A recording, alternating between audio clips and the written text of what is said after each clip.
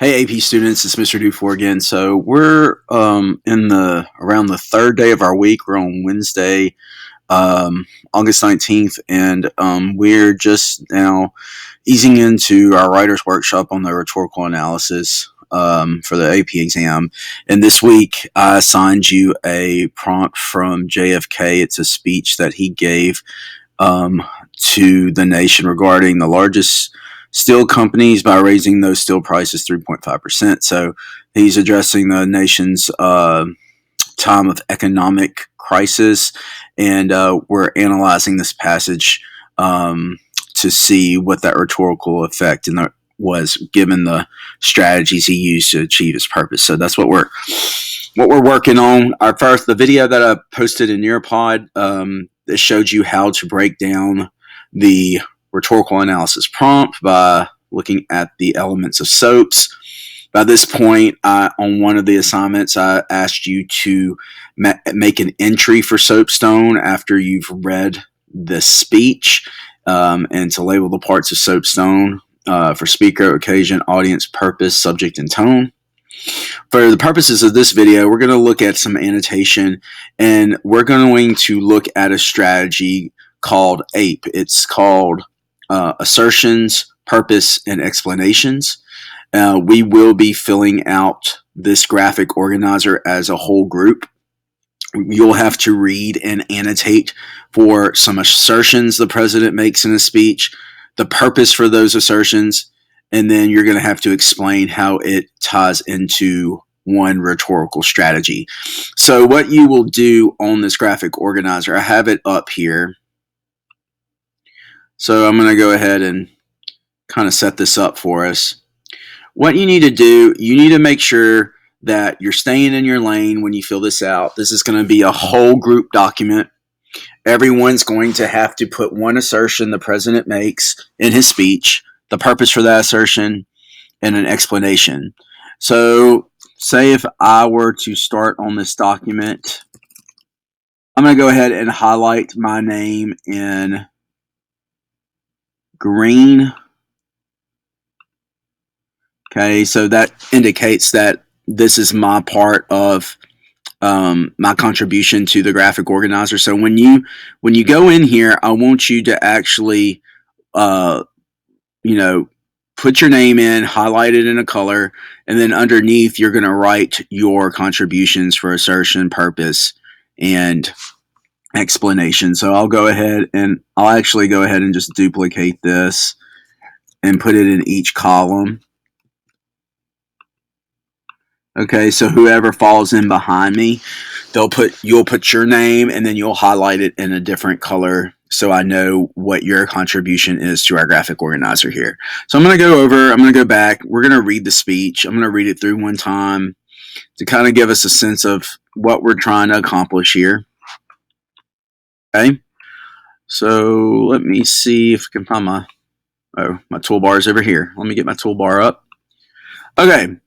So I'm going to read, follow along, and what I'm going to do, I'm going to start looking for some claims, some assertions that the president's trying to convey in order to, to present his argument to the audience about why these steel prices are such a big deal as part of this economic crisis that he speaks of. So right here in the prompt, he said, President John F. Kennedy, who had repeatedly called for stable prices and wages as part of a program of national sacrifice during a period of economic distress.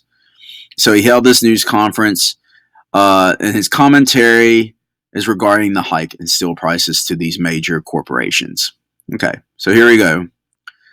Simultaneous and identical actions of United States Steel and other leading steel corporations increasing steel prices by some $6 a ton constitute a wholly unjustifiable and irresponsible defiance to the public interest.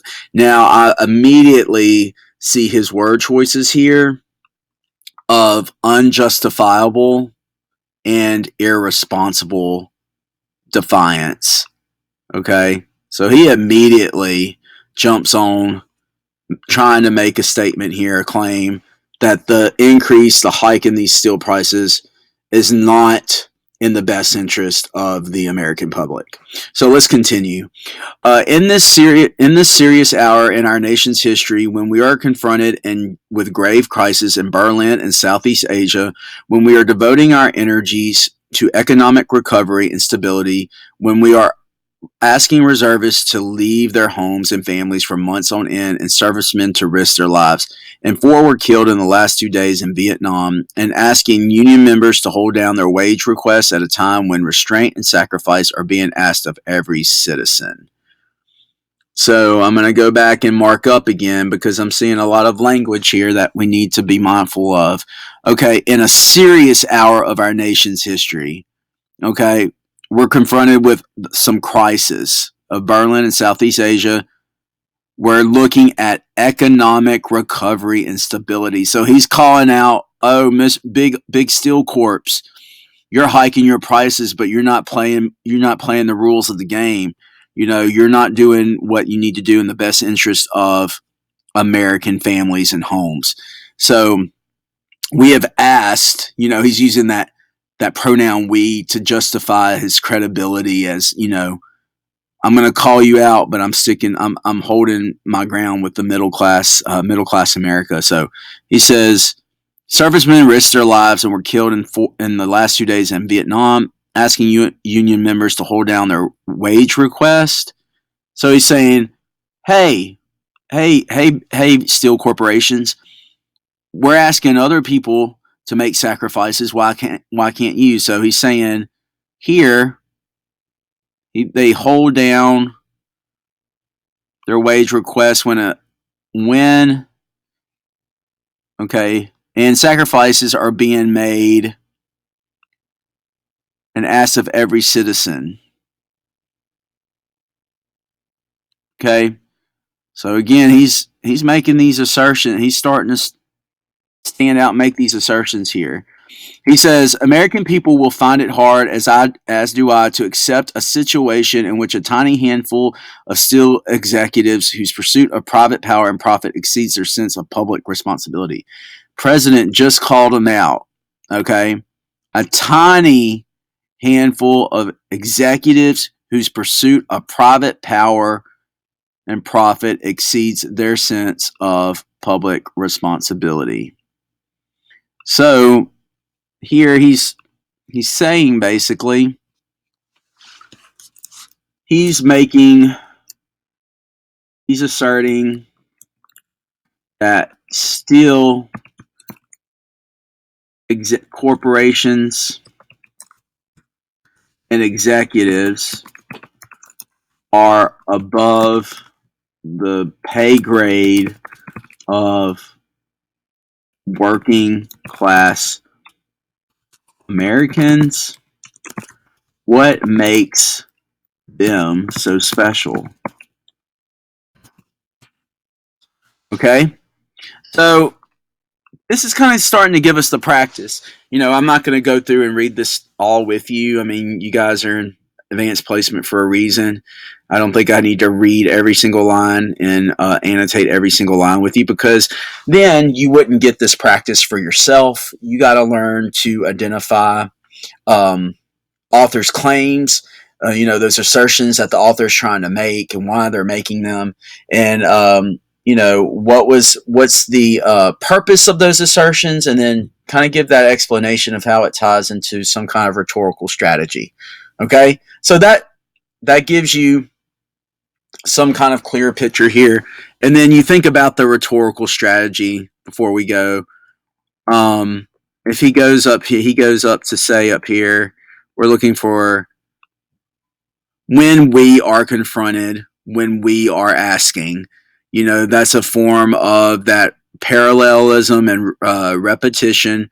He's using that pronoun here. I'm gonna put a circle around it. So he's using that pronoun we. What is he doing here? So I'm sorry, my circle is not wanting to cooperate. Let me try this again. Actually, let me do a box. That will be better. Do it in red. Okay, so we are confronted we are asking reservists to leave their homes and families. Again, how is that assertion that he's making about them being irresponsible and unjustifiable to the public interest of working Americans? How is that playing into his credibility and his unification with the American public? So that gives you a little bit of an idea of what we're doing. I want you to look for different assertions and claims throughout this passage. Try to do one differently from your classmate. I know some of them, we might not have a ton of them, but try your best to find one on your own and contribute to our graphic organizer. This will indeed help us when we start writing the rhetorical analysis. So I hope that helps. Please let me know if you have a question, and I look forward to seeing what you guys come up with.